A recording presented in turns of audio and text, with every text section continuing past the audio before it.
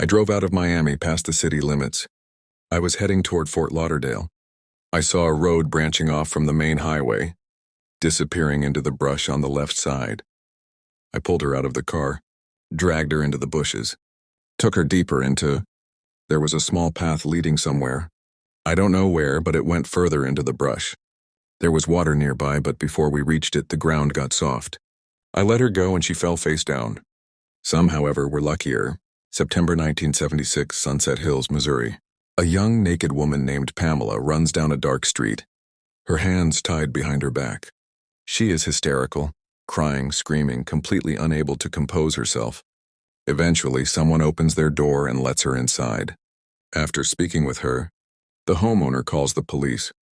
Pamela tells them she was robbed and nearly murdered. The officers find bruises and bite marks all over her body. She had also been raped.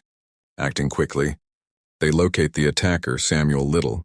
Yet, instead of locking him away for years, the court sentences him to just 3 months in jail for assault with intent to rape. 12 weeks later, Little is back on the streets. If anyone was lucky, it wasn't the rare few who escaped. It was Samuel himself. His killings were impulsive, yet by some miracle, he never left enough evidence to conclusively link him to the deaths.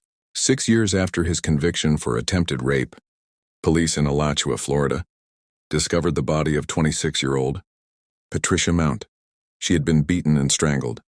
He was arrested, but the case fell apart in court. There was almost no physical evidence, and the hairs found on her body were deemed not a sufficient match. Once again, Little walked free. A month later, in Mississippi, another body was found, 22-year-old Melinda Lepre, missing for 3 weeks. Her boyfriend had reported her disappearance.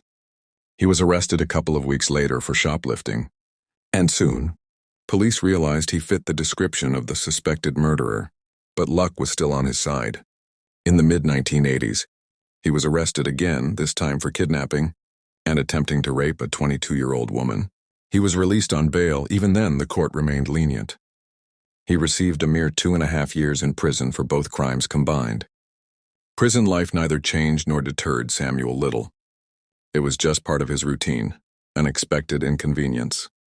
To him, real life began the moment he was released, the moment he could hunt again.